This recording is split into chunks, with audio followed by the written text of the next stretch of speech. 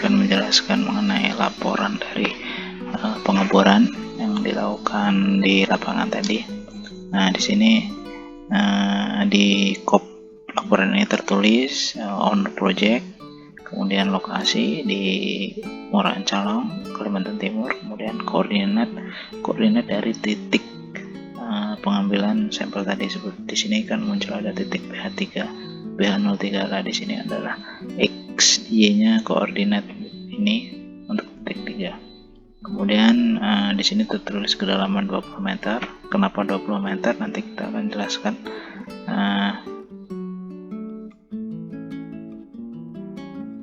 Kenapa di 20 meternya. Kemudian di sini tertulis Detco Kaman. Di sini adalah pengambilan titik tanggal pengambilan titik tersebut. Nah, di sini terdapat beberapa penjelasan atau informasi. Yang pertama di sini adalah kedalaman. Kemudian di sini ada GWL, groundwater level. Kemudian di sini ada simbol perbedaan karakteristik tanah yang di sini ya. Kemudian di sini konsistensi, jadi di sini muncul penjelasan mengenai lapisan-lapisan tanah tersebut. Kemudian tipe tanah. Kemudian di sini ada warna. Warna terus di sini adalah warna yang menggambarkan dari tipe tanah tersebut. Kemudian di sini adalah pengambilan tanah undisturbed sampel atau tanah yang tidak terganggu. Kemudian di sini ada SPT-nya, yaitu pengambilan untuk 10 meter pertama diambil di 1, kemudian di kedalaman 2 meter, kemudian 3 meter dan 4 meter. Kemudian setelah selisih 1 meter ya, kemudian kelipatannya ada 5, 6, 7, 8. Sebenarnya di sini pengambilannya per 2 meter di sini untuk ke SPT tersebut. Kemudian di sini ada end value. End value adalah 10 pukulan terakhir di kedalaman 15 cm terakhir diambil berapa kali jumlah pukulan. Nah, di situ adalah menunjukkan NSPT. Nah, di sini muncul grafiknya. Di sini terlihat di kedalaman 6 meter. Di kedalaman 6 meter.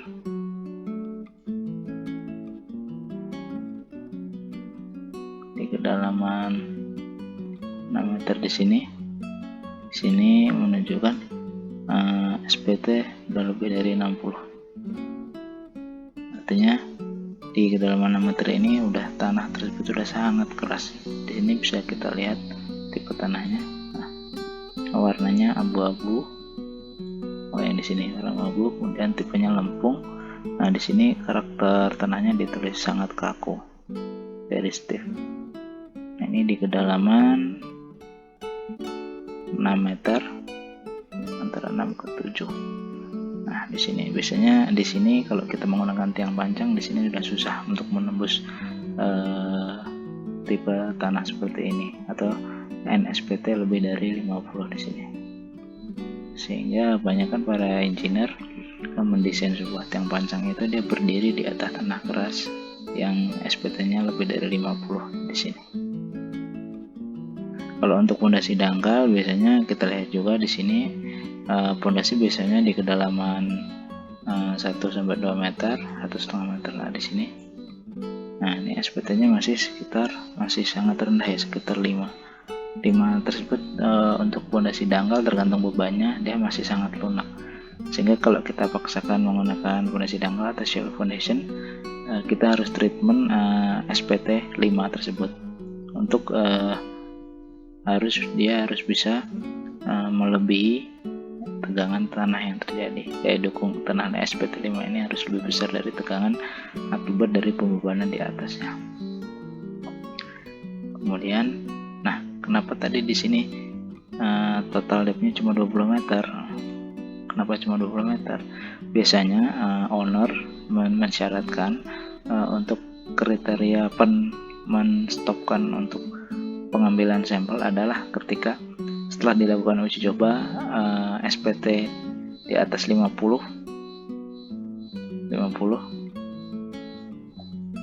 itu terjadi secara 3 kali berturut-turut. Maksudnya ketika di sini sudah menunjukkan angka 50, nah di kedalaman 7 meter dia sudah 50 meter lagi, dan di 8 meter dia sudah 50 meter lagi ya, bukan 50 meter, maaf, N50 SPT 50. Artinya sudah 3 kali berturut-turut ini menunjukkan angka N50, artinya sudah sangat keras. Nah biasanya owner mensyaratkan ketika lebih dari 50 ini dia tidak meneruskan dari pengujian sampel tersebut. Biasanya seperti itu. Tapi di sini mungkin pertimbangannya sekitar dipukul rata ya, semua di kedalaman 20 meter, makanya di sini sebenarnya ini mubazir, ini pengujian ini terlalu mahal lah, karena ketika kita desain tiang panjang tidak akan bisa, udah susah untuk menembus NSPT 50 sampai 3 kali atau 3 meter. Biasanya tiang panjang sudah tidak bisa menembus dan tanah tersebut sudah sangat kuat ya. Artinya yang ke bawah ini, data ke bawah ini sudah tidak terpakai lagi sebenarnya. Nah di sini sebenarnya ini yang jadi waste, ini yang jadi faktor koreksi owner untuk konsultan tersebut. Nah mungkin untuk penjelasannya borelok seperti ini. Lanjut ke penjelasan mengenai sondir. Kopnya sama seperti yang di pengeboran tadi, ada owner project, kemudian koordinat, kemudian lokasi, kemudian cuaca, ditambahkan cuaca, kemudian tanggal pengambilan, kemudian di sini tertulis di ground water level. Di sini ada di kedalaman 3 meter dari permukaan pengujian tanah tersebut. Nah, di sondir di sini terdapat informasi juga mengenai kedalaman, kemudian pembacaan manometer, kemudian kon resisten, tahanan di ujung kon, kemudian lokal resisten, kemudian friksi, perfriksi, dan friction ratio.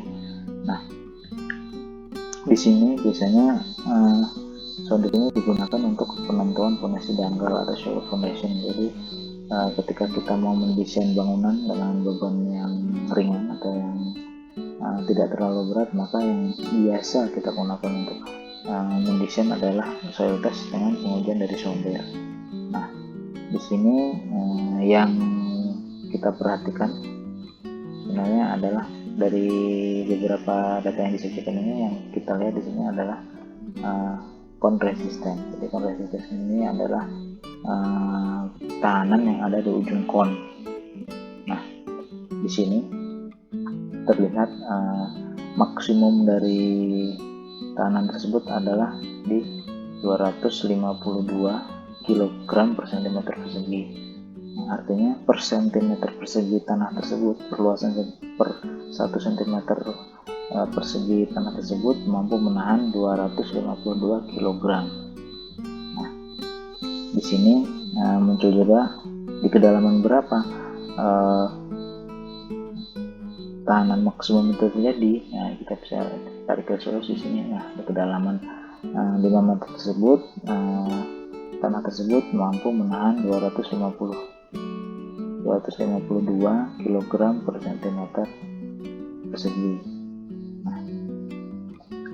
Nah, ketika kita mau mendesain fondasi, kita harus menentukan perhitungan beban yang dipikul fondasi tersebut. Dengan luasan fondasi misalkan 1:1 dengan beban P misalkan, nah tegangan terjadi misalkan di kedalaman 1 meter, kita desain untuk fondasi di kedalaman 1 meter. Nah, perhitungan dari beban tadi itu tegangan yang terjadi itu harus lebih kecil dari daya dukung tanah. Nah, harusnya P per A adalah beban, kemudian ada luasan fondasi, di sini adalah tegangan tanah. Sebenarnya ini adalah tegangan tanah itu harus lebih kecil dari daya dukung daya dukung dari pengetesan dari sonder tersebut. Nah, itu maka pondasi tersebut akan kuat menahan beban di atasnya dan tidak terjadi penurunan di dasar pondasi. Nah, kenapa di sini pengujian cuma sampai 5 meter dan dengan daya dukungnya hanya 250? Biasanya di sini adalah karena keterbatasan alat. Jadi sondir biasanya kita menggunakan sondir dengan beban pukulnya itu cuma 3 ton. Nah, 3 ton tersebut dia biasanya cuma mampu untuk 250 kg per cm persegi, 250 kg lah gitu. Nah, di situ biasanya untuk kedalaman ini tergantung dari daya dukung tanahnya. Misalkan beban tersebut daya dukung tanahnya tersebut di kedalaman 3 meter dia sudah mendapatkan angka 250, maka pengujian berhenti sampai kedalaman 3 meter seperti itu. Ini penjelasan dari sondir.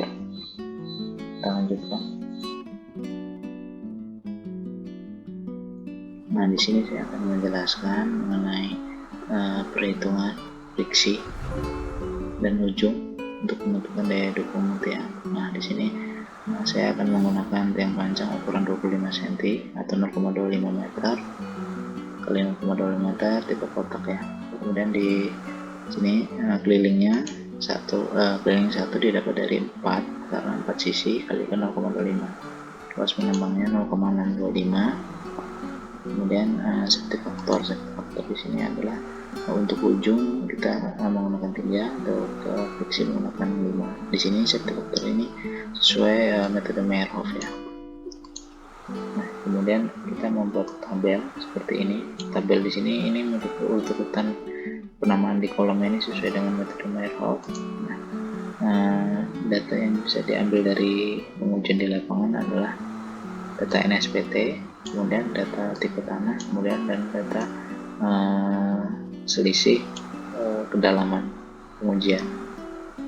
Nah, kemudian yang harus kita cari pertama adalah KD, tegangan. Nah, tegangan di sini didapat di rumus Meyerhof. Nah, ketika tanah tersebut tipenya clay, maka rumusnya adalah 20 kali N.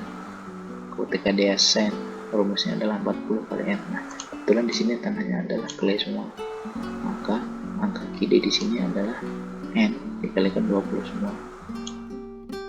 Nah, kemudian kita mencari angka FI. FI di sini adalah rumusnya seperti ini. Nah, dia adalah gaya geser pada selimut segmen tiang. Nah, didapatnya ketika N lebih kecil dari 12, maka yang diambil adalah N. Ketika N lebih besar daripada 12, maka yang diambil adalah 12. Nah, di sini N lebih kecil daripada 12 diambil N. Kemudian di sini N lebih besar daripada 12, angkanya karena 23 maka diambil 12. Nah, di sini LIFI ini didapat kolom LI dikalikan kolom FI, maka didapat angka di sini. Kemudian sigma LIFI di sini didapat penjumlahan dari LIFI di atasnya dan di bawahnya. Misalkan di sini 6, ini didapat dari 5 ditambahkan sigma LIFI sebelumnya 1. Di sini 17, LIFI ditambahkan sigma LIFI 6, seterusnya. Nah, di sini daya dukung ujung ini sebenarnya adalah daya dukung tiang panjang tersebut tanah. Ketika tiang panjang tersebut berdiri atas tanah, nah disebut ini adalah daya dukung ujung. Nah, ini dapat dengan KD tadi, tegangan dikalikan luas menambah, kemudian dibagi safety factor 3 karena daya di ujungnya sesuai metode Meyerhof, di ujung ada safety factornya 3 dan friksi adalah 5. Nah, ini rumus ini dipakai sampai kedalaman maksimum. Di sini kedalamannya 12, maka dipakai sampai kedalaman 12. Nah, di sini bisa dijelaskan di kedalaman 12 maka daya dukung daya dukung ujung tiang tersebut dengan dimensi 25 adalah 5 ton. Nah, kemudian friksi. Nah, friksi di sini adalah gaya yang menahan tiang panjang tersebut dari sisi-sisi. Nah, ini lengketan ya. Friksi ini adalah lengketan. Jadi angka friksi di sini bisa dipakai untuk menambah beban tekan dan bisa dipakai untuk tiang panjang beban tarik, momen tarik. Nah, friksi di sini. Nah, ini didapat dari sigma LEFI dikalikan keliling karena dia kan lengketan menggunakan keliling. Jumlah keliling tiang panjang yang menancap kemudian dibagi safety per 5. Nah, ini rumus ini dipakai sampai kedalaman 12 meter. Nah, untuk daya dukung tiang panjang biasanya SPH engineer menggunakan metode daya dukung ujung ditambahkan friksi. Nah, di sini muncul total daya dukung tanah tersebut mampu menahan beban dari tiang panjang seperti ini. Nah, misalkan di kedalaman 8 meter. Nah, ini dengan menggunakan tiang panjang 25 dia mampu menahan 40 ton per satu tiangnya. Nah, sekarang dibalik, biasanya seperti ini. Beban, misalkan kita mempunyai beban, kolom tersebut menahan beban 40 ton, maka di kedalaman berapa kita bisa set tiang panjang tersebut. Nah, sini kita lihat 40 ton. Daya dukung tanah itu harus lebih besar daripada beban yang terjadi atasnya, maka kita ambil yang paling mendekati adalah 45. Nah, 45 meter ini di kedalaman berapa? Kita tarik ke kedalaman. Nah, di kedalaman 10 meter beban fondasi tersebut bisa ditahan dengan daya dukung tanahnya 45 ton. Nah, kesimpulannya adalah 45 ton ini lebih besar daripada beban, yaitu 40 ton. Maka tiang panjang tersebut harus disetting di kedalaman 10 meter. Seperti itu. Terima kasih.